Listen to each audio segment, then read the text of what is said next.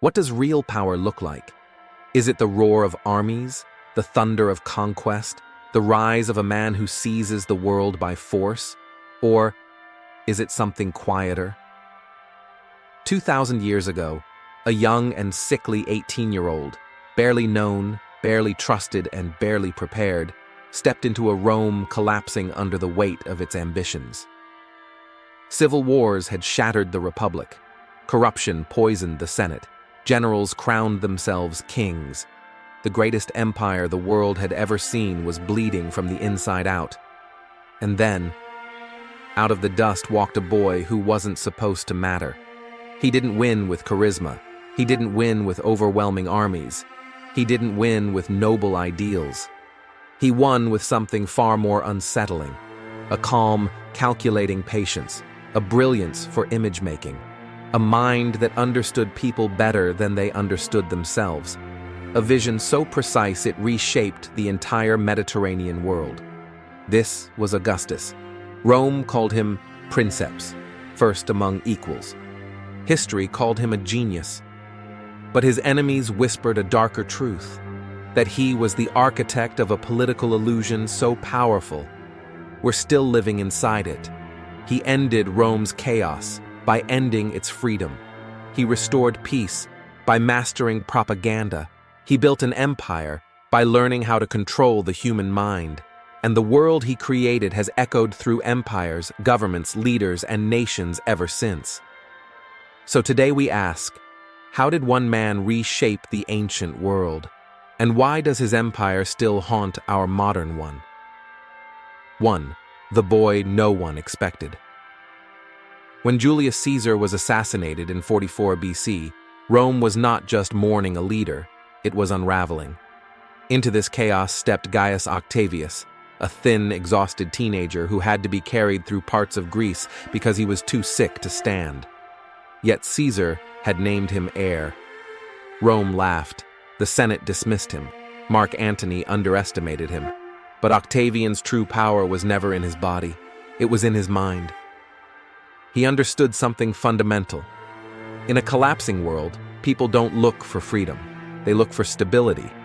And so the frail teenager quietly began building alliances, buying loyalty, and presenting himself not as a threat, but as the only man humble enough and calm enough to protect Rome from itself. He didn't need to overpower Rome. He simply needed to outlast it. 2. The Civil Wars and the Mask of Legitimacy. Octavian formed the Second Triumvirate with Antony and Lepidus, a legal dictatorship approved by Rome. It's a move modern political scientists still study, the use of legality to legitimize absolute power. Together they purged enemies, executed rivals, and divided the empire like a map. But alliances built on survival never last. Antony drifted toward Egypt and Cleopatra into a life of wealth and Eastern luxury. Octavian saw an opportunity, not militarily, but psychologically. He framed Antony not as a rival general, but as a foreign puppet, a traitor seduced by an Egyptian queen, a Roman who had forgotten he was Roman. Octavian turned the war into a morality play. Rome fell for it. In 31 BC at Actium, Antony and Cleopatra were defeated. Their suicides ended the civil wars, but more importantly, they allowed Octavian to declare the thing Rome had been starving for: peace. Finally, peace. But peace was only the beginning. 3. Becoming Augustus, the master of appearances. In 27 BC, the Senate granted him a new name, Augustus. It meant the revered one, a title not taken, but bestowed, as if by fate itself. Augustus understood something dangerously insightful. People will accept the end of a republic as long as you never tell them it has ended. So he kept the Senate, but made it powerless. Restored old traditions that he controlled. Declined titles publicly while taking absolute authority privately. Spoke softly while ruling absolutely. He built monuments, revived religion, funded poets, and seeded a cultural renaissance. Virgil, Horace, Ovid, each helped shape the myth of a golden age born from Augustus's leadership. Power didn't come from force, it came from narrative. Augustus became the hero of a story he wrote about himself, and Rome believed it. 4. Pax Romana, the peace that rewired the world. Under Augustus, roads were built, trade exploded, laws stabilized, armies were disciplined, borders were secured. The Mediterranean didn't just become peaceful, it became interconnected, globalized, and economically unified in ways humanity had never seen. This was the Pax Romana. But peace wasn't free. It required taxation, surveillance of provinces, censuses to track population and resources, legions permanently stationed across borders, propaganda etched in monuments and spread across coins. If the Republic was built on civic participation, the Empire was built on administrative control. Freedom shrank. Stability grew. For the average Roman, it was a good trade. 5. The heirs, the legacy, and the shadow. Augustus outlived nearly everyone he groomed as successor. His final choice, Tiberius, inherited not just an empire, but a system built to be unchallengeable. What Augustus built could continue, or turn dark. And it did both. Tiberius became suspicious. Caligula became monstrous. Nero became catastrophic. The imperial system Augustus designed could create great rulers, but it could also turn Rome into a stage for madness. And still, the empire endured. Why? Because the system was stronger than the man. Augustus hadn't just built an empire, he built a template for empire, a model so effective that Charlemagne imitated it, Napoleon admired it, America's founding fathers studied it, authoritarians borrowed from it. Modern states echo it: administrative governance, soft power, propaganda, central authority hidden under public institutions, the myth of restoring order after chaos. Augustus invented the blueprint, and today we still live in the world shaped by his ideas. So we return to the question, why does Augustus's empire still haunt us today? Is it because he proved that a nation exhausted by chaos will trade freedom for stability?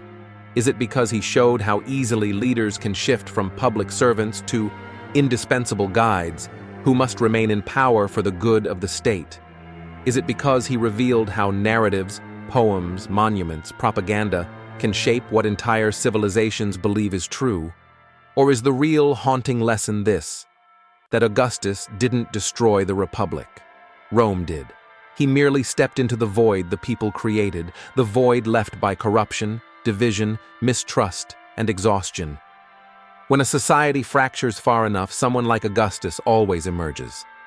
Not as a tyrant, not as a conqueror, but as a stabilizer, wrapped in the language of tradition, peace, and renewal.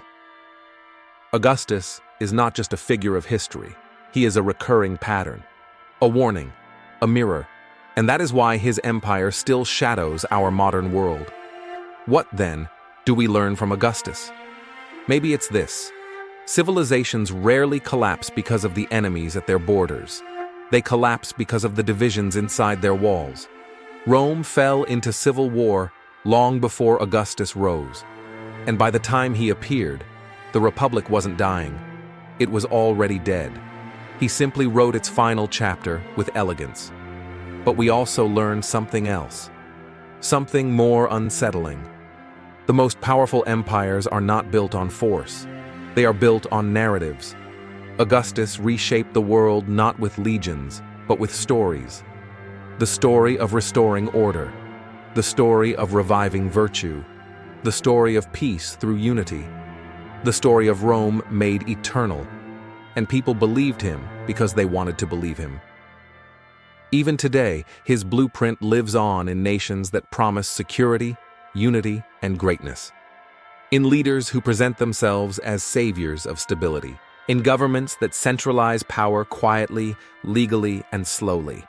This is why Augustus haunts us. Because he wasn't a monster. He wasn't a brute. He wasn't a tyrant screaming orders. He was calm, reasonable, measured, polished, reassuring. He was everything a tired society longs for. And maybe that's the real timeless question. Do we fear Augustus because of his power, or because, in moments of crisis, we might choose him again? The story of Augustus is not just about Rome, it's about us, about what we value, what we fear, what we trade away, and what we hope for. History doesn't just record these questions, it asks them again and again, and whether we realize it or not, we are still answering them today. If this journey made you think, give it a like, share it with someone who asks big questions, and subscribe to Timeless Questions channel, where philosophy meets history and the search for truth never ends.